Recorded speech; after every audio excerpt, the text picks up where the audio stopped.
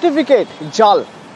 সেই caste certificate দেখিয়ে কোথাও কেউ প্রাইমারি শিক্ষক, কোথাও কেউ পিএইচডি করছেন, কোথাও কেউ আইন পড়ছেন, কোথাও কেউ এমবিবিএস পড়ছেন। জাল কাস্ট সার্টিফিকেট আসছে কোথা থেকে?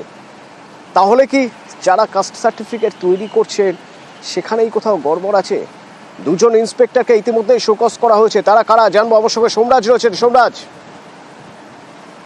দেখো, ভুয়ো কাস্ট সার্টিফিকেট ইস্যু করার অভিযোগে মূলত ইতিমধ্যেই দুজন অফিসারের বিরুদ্ধে বিভাগীয় তদন্ত শুরু করেছে রাজ্যের অনগ্রসর শ্রেণী কল্যাণ সম্প্রদায় দপ্তর। নবান্ন সূত্রে খবর, এই দুই অফিসারের বিরুদ্ধে নির্দিষ্ট প্রমাণ পাওয়া গেছে। ভুয়ো কাস্ট সার্টিফিকেট তারা ইস্যু করেছিলেন মূলত খড়গপুর এবং ব্যারাকপুর। এই দুই জায়গায় ইন্সপেক্টর র্যাঙ্কের দুই অফিসারের বিরুদ্ধে অফিসারকে ইতিমধ্যেই শোকজ করা হয়েছে ভুয়ো কাস্ট সার্টিফিকেট ইস্যু করার অভিযোগে। 2 বছর আগে মূলত কাস্ট সার্টিফিকেট হাতে ইস্যু করা হতো এবং মনে করা হচ্ছে এই যে ভুয়ো কাস্ট সার্টিফিকেট নিয়ে যে লাগাতার অভিযোগ, সেই অভিযোগের যে প্রমাণ, সেই প্রমাণ পেয়েছে রাজ্য ব্যাকওয়ার্ড ক্লাস ডিপার্টমেন্ট এবং তারপরেই কিন্তু এই দুই অফিসারের বিরুদ্ধে কড়া পদক্ষেপ নিয়েছে এবং ইতিমধ্যেই নবান্নকেও সেই রিপোর্ট পাঠানো হয়েছে ব্যাকওয়ার্ড ক্লাস ডিপার্টমেন্টের তরফে বলেই নবান্ন সূত্রে খবর।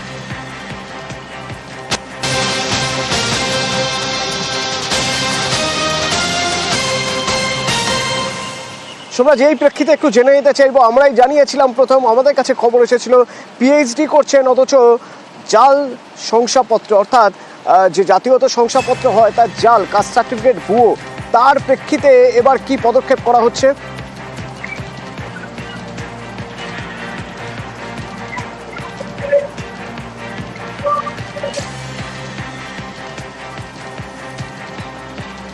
সোমরাজ, ভুয়ো কাস্ট সার্টিফিকেটে পিএইচডির খবর আমরা দেখিয়েছিলাম। এরপর এবার কি পদক্ষেপ করছে অনগ্রসর শ্রেণী কল্যাণ দপ্তর? দেখো, কলকাতা বিশ্ববিদ্যালয়ের তরফে চিঠি দেওয়া হয়েছিল ব্যাকওয়ার্ড ক্লাস ডিপার্টমেন্টকে এবং চিঠিতে স্পষ্ট বলা হয়েছিল যে 16 জন পড়ুয়া তাদের ক্ষেত্রে কাস্ট সার্টিফিকেট ভুয়ো রয়েছে বলেই তারা সন্দেহ করছেন এবং এই সংক্রান্ত অভিযোগও বিশ্ববিদ্যালয়ের কাছে এসেছিল।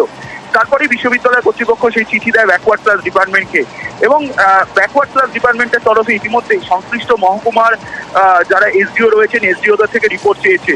বিশ্ববিদ্যালয়ের চিঠির প্রেক্ষিতে এসডিওদের কাছে বলা হয়েছে যাতে অবিলম্বে সেই কাস্ট সার্টিফিকেটগুলি যাচাই করে রিপোর্ট পাঠানোর জন্য।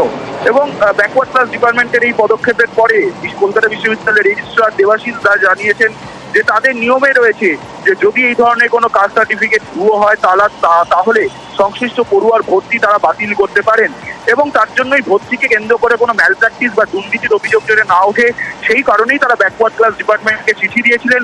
আশা করছেন তারা উত্তর দ্রুত পাবেন এবং বিশ্ববিদ্যালয় কর্তৃপক্ষ গোটা বিষয়টি ইতিমধ্যেই জানতে পেরেছে ব্যাকওয়ার্ড ক্লাস ডিপার্টমেন্টের পদক্ষেপের বিষয়।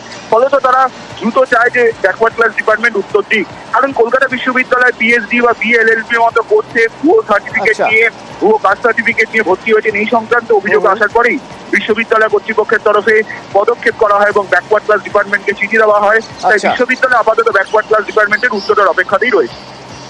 ধন্যবাদ।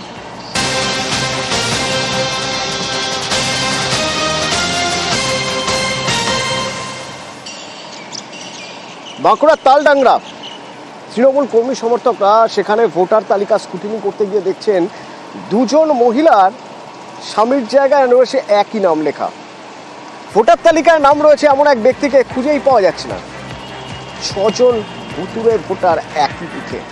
তালডাঙ্গায় স্ক্রুটিনি করতে গিয়ে কি ধরা পড়লো জানবো। আমার সঙ্গে প্রিয়ব্রত রয়েছে। প্রিয়ব্রত,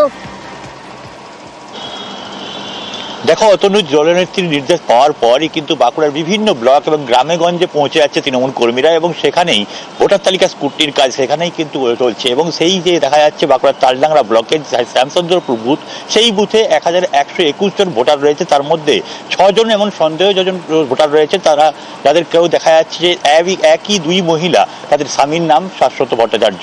আবার দেখা যাচ্ছে জুহি ভট্টাচার্য এবং স্বাগতী বাঁচি, এই দুজন মহিলার কিন্তু কোনো রকম হদিস নেই।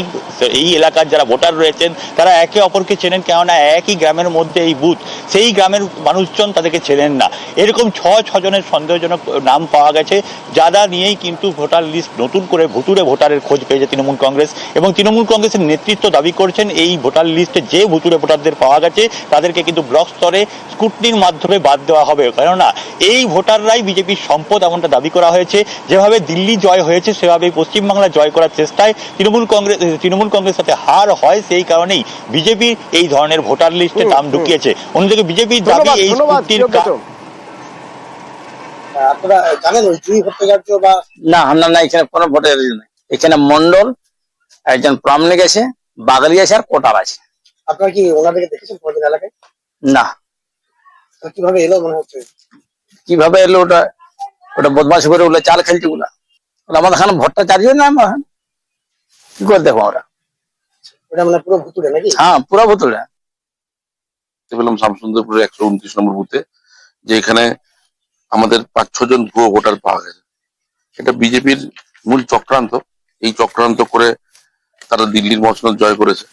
তারা চাইছে পশ্চিমবাংলাতেও এইভাবে ভোটার লিস্টে নামকে বাড়িয়ে দিয়ে কিছু নামকে বাতিল করে দিয়ে এটা করেছে। কিন্তু আমরা প্রত্যেকটা বুথে বুথে আমাদের কর্মীরা ঘুরছে এবং আমরা ভুয়ো ভোটার লিস্টে যেটা আছে নাম সেগুলো বাদ দেওয়ার প্রক্রিয়া চালু করেছি। ভুতুড়ে কাজকর্ম ওদেরই, ওরাই ওদের ভোট ব্যাংক বাড়ানোর জন্য এসব করে রেখেছে। এইসব বিজেপির ওরা নির্বাচন কমিশন দোষ দিচ্ছে, এইসব ওদের চক্রান্ত। ওদের ভোট ব্যাংক বাড়ানোর জন্য করেছে ওদের। এরপর এইসব আর হবে না।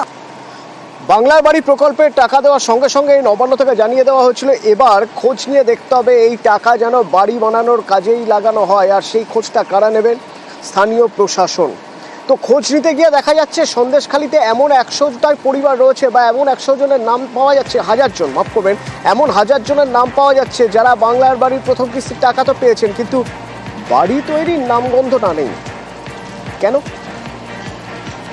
অনুপম রয়েছে আমার সঙ্গে। অনুপম, হাজার জন এমন রয়েছেন যারা টাকা পেয়েছেন অথচ বাড়ি তৈরি করছেন না, কারণ জানা যাচ্ছে?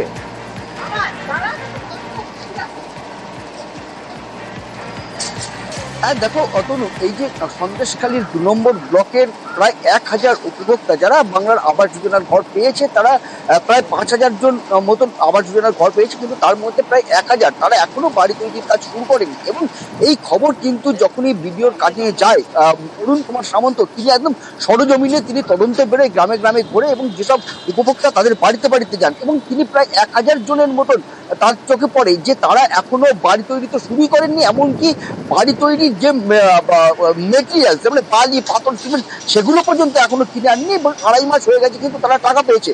এরপরে তিনি যখন তাদেরকে প্রশ্ন করে যে কেন করায়নি, তারা কেউ কেউ তাদের বাড়িতে শরীর খারাপ, বিপদগ্রস্ত, এবং চৈত্র মাসে বাড়ি করা যাবে না, বিভিন্ন রকম কারণ তারা দেখাতে থাকে। এবং ভিডিও কিন্তু কড়া নির্দেশ দেয় যে 1 সপ্তাহের মধ্যে তাদেরকে বাড়ি তৈরি করতে হবে, না হলে তাদের টাকা ফেরত তো নেওয়া হবেই, উপরন্ত তাদের যেসব ব্যাংক অ্যাকাউন্ট আছে বা অন্যান্য যেসব সরকারি সুবিধা পায় সেগুলো ক্লোজ করা হবে। এরকম ভাবে কিন্তু একদম কড়া নির্দেশ দেয় ভিডিও। এবং তারপরের থেকেই ভিডিও যেটা আমরা এরপরে ভিডিওর সঙ্গে আমরা যোগাযোগ করেছিলাম, তিনি যেটা জানিয়েছে যে তাদেরকে ভালো করে বুঝিয়ে বাড়ি তৈরি করতে হবে, টাকা তো আর রিটার্ন নেওয়া যাবে না, কিন্তু বাড়িগুলো যাতে তৈরি করে সরকারি নির্দেশ অনুযায়ী বাড়িগুলো যাতে সত্যি তৈরি হয় সেই দিকে আমাদের নজর রাখতে হবে এবং বাড়িগুলোকে তৈরিও করতে হবে। অতন